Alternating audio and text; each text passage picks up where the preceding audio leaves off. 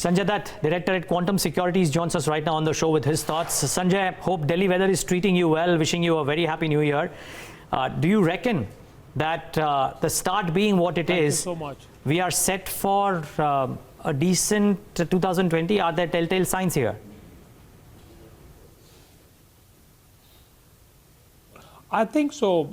Of course, a lot hinges on policy action that may come through over the next month, particularly what happens around the budget. Fiscal numbers would be of great interest to the market because around that, a lot of things like the interest rate trajectory, etc. Of course, what we've seen, the inflation seems temporary at this point of time, but it's important to understand the fiscal math. Then market is obviously looking forward to some initiatives to really revive demand in the economy, whether personal tax rates or whatever they may be. So, if all these things really come through as what understands from sources in Delhi, that a lot of policy action would come through, I think there's no second thought that 2020 would be a much better year than the previous 2 years we've had. Okay, Sanjay, so if that is indeed the case, the most common argument, I'm not debating that whether you should buy quality names or not. Let's assume that you go out and buy quality only. But I'm trying to figure if you are trying to even get into the argument of buying companies which might have a slightly lower market cap because of the fact that smaller companies by nature might actually come up and outperform because the valuations by and large in some of these smaller names, except for a few pockets like chemicals, etc., are much more reasonable.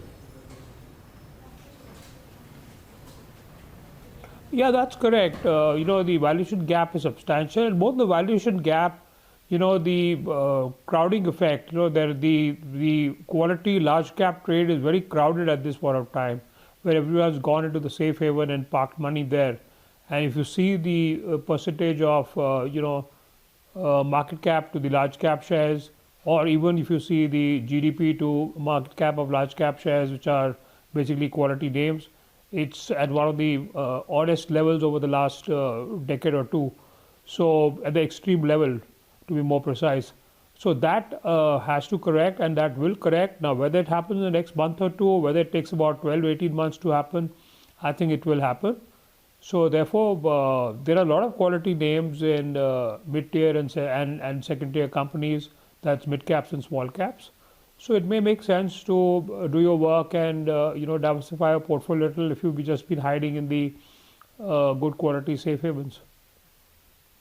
Sanjay, just talking about how and across the globe, it's more of a liquidity-driven rally that we've been all talking about now for some time. Much of the money is still in the US markets. Deployment to emerging markets as per weight has just been happening. There's no incremental money that's been coming in, unlike the premium that we got in 2014 when the Modi government came in. You feel that we're still, while we've been making record highs mainly on the back of major contribution from the domestic institution, if that money, if the big foreign money starts to come in, that could give us a big leg up. Yeah, I have no doubt that big foreign money would come into India, whether it comes in 2020 calendar or whether it comes into next. That obviously one can't game and one can continue to debate on. But I have no doubt that money would come, because what gives me this conviction is the fact that some of the structural changes that have been brought about by the last 3 years, in fact, which have caused the maximum pain to market participants, equity participants in the short term, those structural changes are the ones which will attract the big money from overseas, whether it's the IBC, whether it's the implementation of GST, which has been very painful, but now it's falling in place. Ultimately all these structural issues are what the foreigner investors basically look at, because they don't come into markets for 6 months or 1 year. They normally look at economies from a 10-20 year perspective. So I have no doubt about the fact that these reforms that have happened and also that are ongoing at this point of time will bring in a lot of foreign money into the country. Yes, that foreign money does take time. Obviously, the serious capital I'm talking about, not necessarily the hot hedge fund money, whether it's the pension funds or the long-only funds. But I think that money will definitely come in, and as they keep kind of reducing weightages to US, because US also is stretched at this point of time, it seems. The money would move into emerging markets like India, etc. All right, but so far the outlook isn't is of easier money, cheaper money that's going to remain in the system. Monetary and fiscal stimuluses will continue to make sure that there is enough and more liquidity, and part of that could keep flowing into the equity markets. So, in light of that, would you feel that it's maybe not the right time to get a little more concerned about whether this rally is going to stay or no? See, we will obviously have periods of volatility, which means that markets would show sharp downturns and sharp up moves. And those periods of volatility should be used by investors, particularly long-term investors, to actually build position, and vice versa, to just keep shaving off extraordinary profits or odd gains that they may suddenly get. So you really can't, even as a long-term investor, really can't just adopt a buy and hold strategy and go to sleep for 3-5 years. So I personally feel that, easy money or no easy money, there's a lot of domestic money also that's flowing into equities. We've seen that in worst of times, the flows have been relatively steady into mutual funds.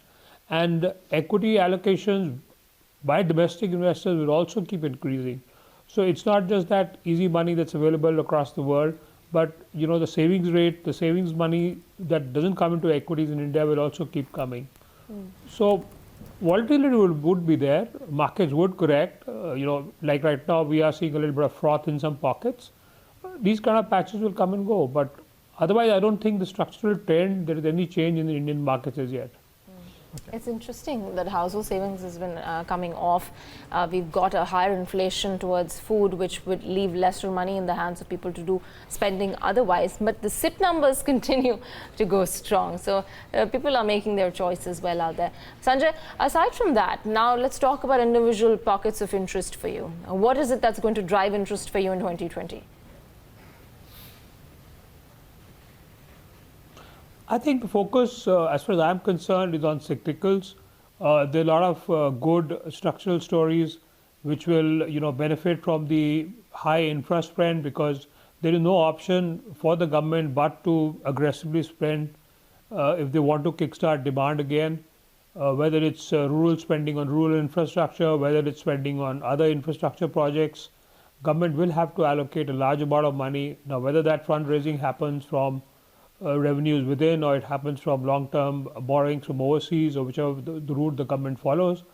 So I think the beneficiaries of that would be a lot of cyclical sectors.